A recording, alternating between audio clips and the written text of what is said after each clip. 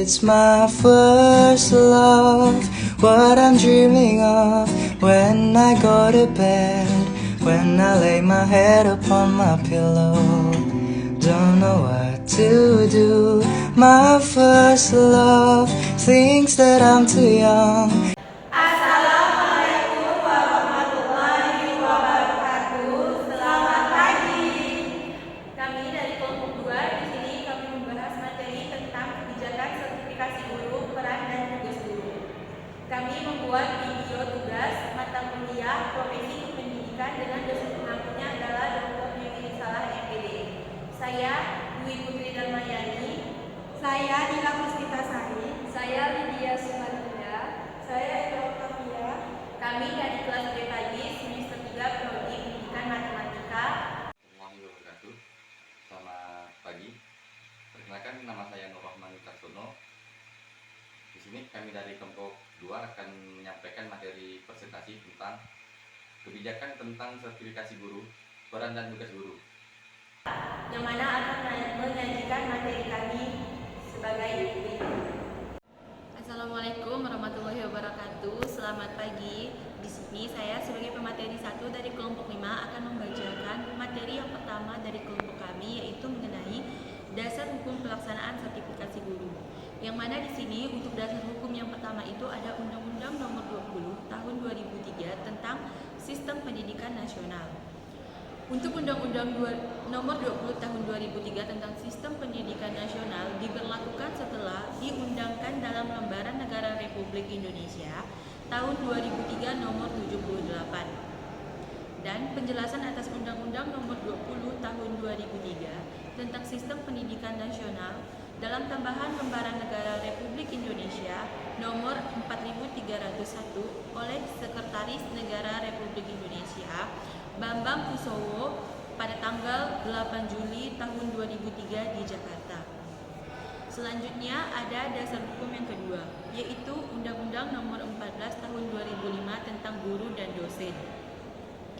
Yang mana di sini menurut Undang-Undang Nomor 14 Tahun 2005 tentang guru dan dosen, pekerjaan sebagai guru, dosen, dan guru besar atau sebagai profesor merupakan pekerjaan profesi atau pekerjaan yang profesional.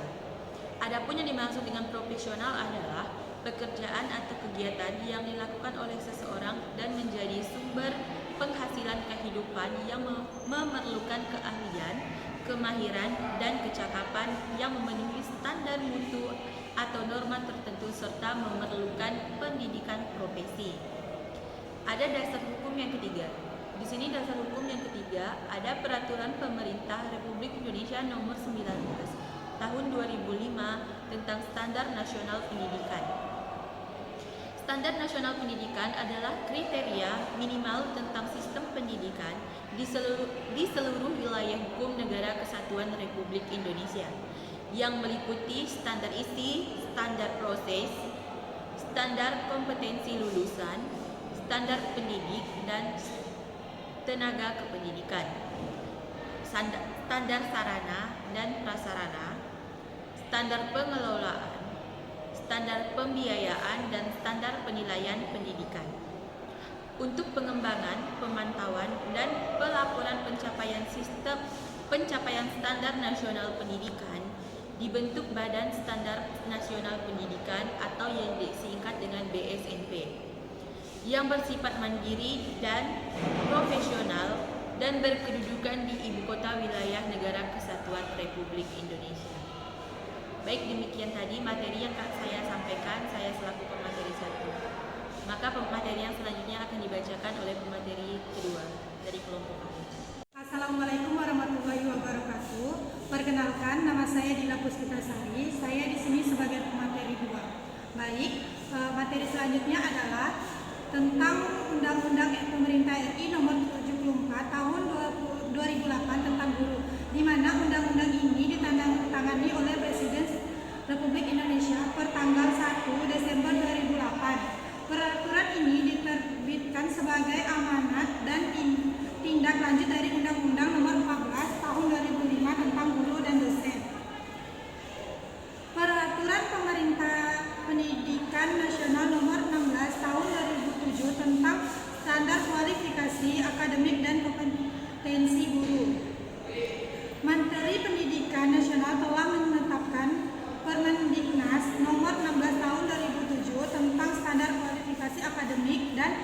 kompetensi guru. Kemendiknas nomor 16 tahun 2007 diterbitkan dalam rangka pelaksanaan pasal 28 ayat 5 Peraturan Pemerintah nomor 19 tahun 2005 tentang Standar Nasional Pendidikan. Materi selanjutnya adalah A. Peran guru. Peran guru secara umum adalah sebagai tugas pendidikan meliputi mendidik, mengajar, dan melatih. Peran guru dalam menjalankan tugas di sekolah harus dapat menjadikan dirinya sebagai orang tua kedua dan mampu menarik simpati para siswa.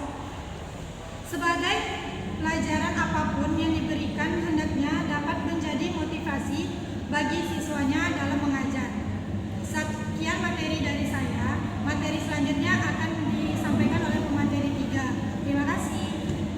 Baik, di sini saya akan melanjutkan penjelasan di bagian slide 8 dan 9. Dalam gambaran kelas masa depan, menurut Llewellyn dan Higginson, Suryono dan Haryanto 2011-188 menggambarkan peranan guru meliputi yang pertama, memberikan stimulasi kepada siswa dengan menyediakan tugas-tugas pembelajaran yang kaya dan terancang baik untuk meningkatkan perkembangan intelektual, emosional, spiritual, dan sosial.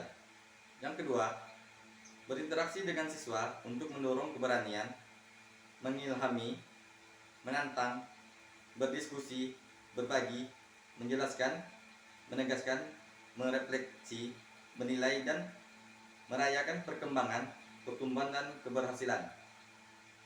Yang ketiga, menunjukkan manfaat yang diperoleh dari mempelajari suatu pokok bahasan.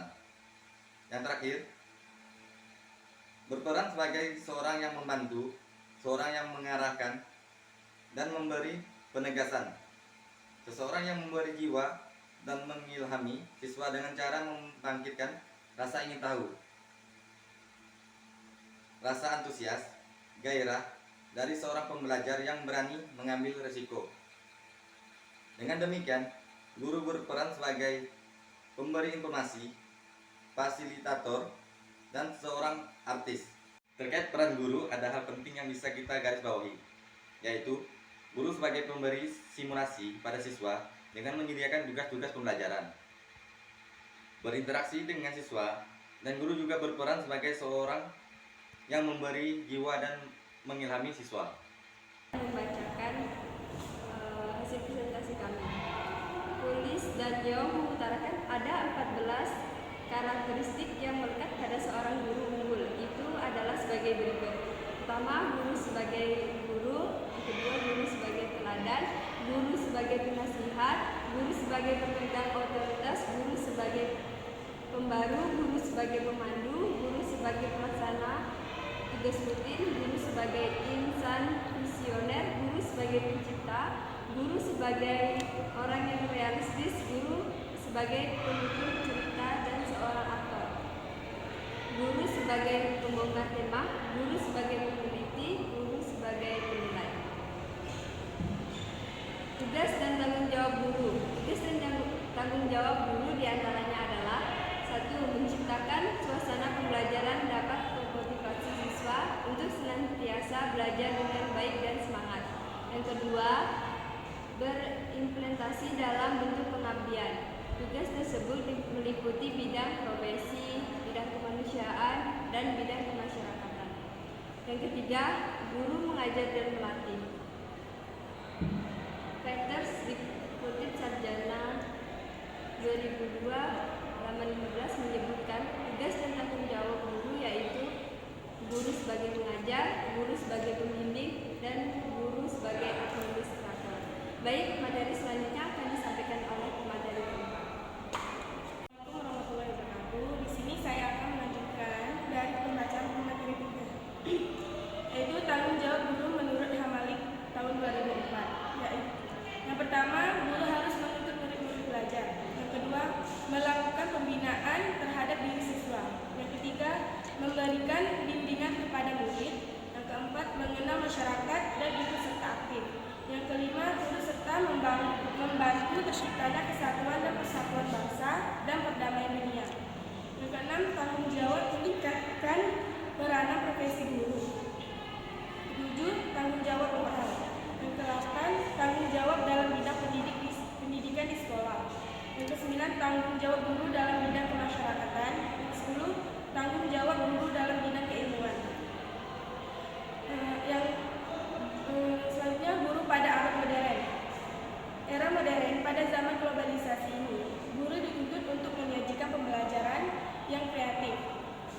kita secara langsung.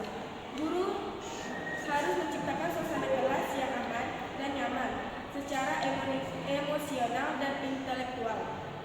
Menciptakan budaya dalam berinteraksi secara langsung untuk menjelaskan, bukan budaya menjawab dengan betul. Ada dua peran guru pada abad modern, yaitu suasana kegembiraan dalam proses pembelajaran akan membuat siswa lebih tertarik. Yang kedua, guru secara akademik tidak hanya sebatas mengajar di depan kelas. Baik, mungkin itu saja presentasi dari kelompok kami. Baik, sekian presentasi dari kami kelompok 2. Saya akhiri, wallahu muwaffiq ila aqwamit thoriq. Assalamualaikum warahmatullahi wabarakatuh. Sekian tadi penjelasan dari kelompok kami, yaitu kelompok 2, mengenai materi kebijakan, sertifikasi guru, peran, dan tugas guru. Mohon maaf jika terjadi banyak kekurangan dan terima kasih atas perhatiannya. Kami ucapkan wassalamualaikum warahmatullahi wabarakatuh. Selamat pagi. Wish that I could show her what I'm feeling, 'cause I'm feeling my